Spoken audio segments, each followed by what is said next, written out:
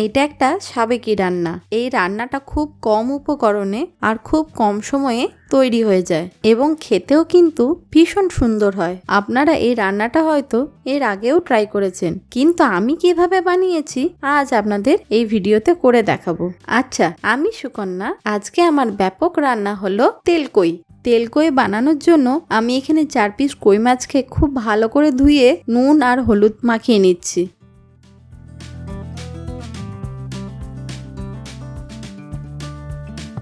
আর দিয়ে দিচ্ছি অল্প একটু সর্ষের তেল। খুব ভালো করে মাছগুলোতে নুন আর হলুদটা মাখিয়ে নেব। এদিকে একটা মশলা বানিয়ে নেব। একটা বাটিতে 1 ইঞ্চি আদা, একটা বড় সাইজের টমেটো যেটাকে আমি 4 ফালা করে নিয়েছি, 6 কোয়া রসুন, 1 চামচ মৌরি, 1 চামচ গোটা জিরে আর 4টে গোটা শুকনো লঙ্কা, সব কিছু দিয়ে একটা সুন্দর পেস্ট বানিয়ে নেব। এদিকে একটা মাঝারি সাইজের পেঁয়াজকে স্লাইস করে কেটে পেস্ট বানিয়ে নিয়েছি। এখানে একটা ফ্রাইং প্যান নিয়ে নিয়েছি, তাতে দিয়ে দিচ্ছি কিছুটা সর্ষের তেল। আমি এখানে ফ্রাইং প্যান ইউজ করেছি, আপনারা চাইলে কড়াইও ইউজ করতে পারেন। তেলটা খুব ভালো মতন গরম হয়ে গেলে মাছগুলোকে দিয়ে দেব। ফ্লেমটাকে কিন্তু মিডিয়ামে রাখতে হবে। মাছগুলোকে কিন্তু আমি একদমই কড়া করে ভাজবো না।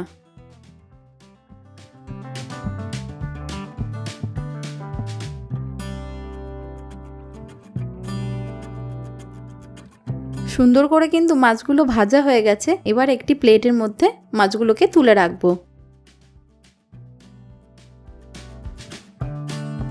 এরপর ওই তেলের মধ্যেই দিয়ে দেব 1 চা চামচ কালো জিরে। কালো জিরেটা খুব ভালো করে নাড়াচাড়া করে নিয়ে দিয়ে দেব বেটে রাখা পেঁয়াজটা। এই রান্নাটার নামই হচ্ছে তেলকই, সেই জন্য এই রান্নাতে কিন্তু একটু তেলের পরিমাণটা বেশি লাগবে। এবার দিয়ে দেব আগে থেকে বেটে রাখা টমেটো, আদা, রসুন, জিরে, মৌরি সবকিছুর পেস্টটা। মশলাটাকে এবার খুব ভালো করে কষিয়ে নেব।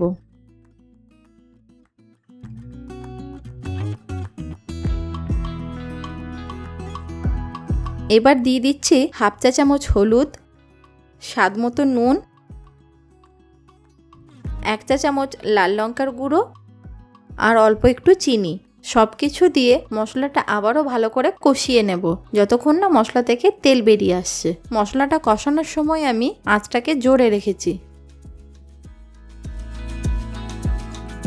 দেখুন মশলা থেকে কিন্তু খুব সুন্দরভাবে তেল বেরিয়ে গেছে।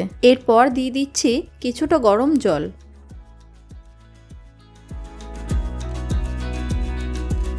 ভালো করে একটু নাড়াচাড়া করে নিয়ে দিয়ে দেব ভেজে রাখা মাছগুলো।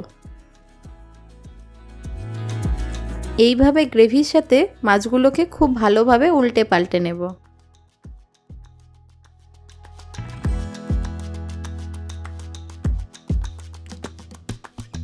এরপর একটা ঢাকা দিয়ে মাছগুলো কিছুক্ষণ ফুটতে দেব।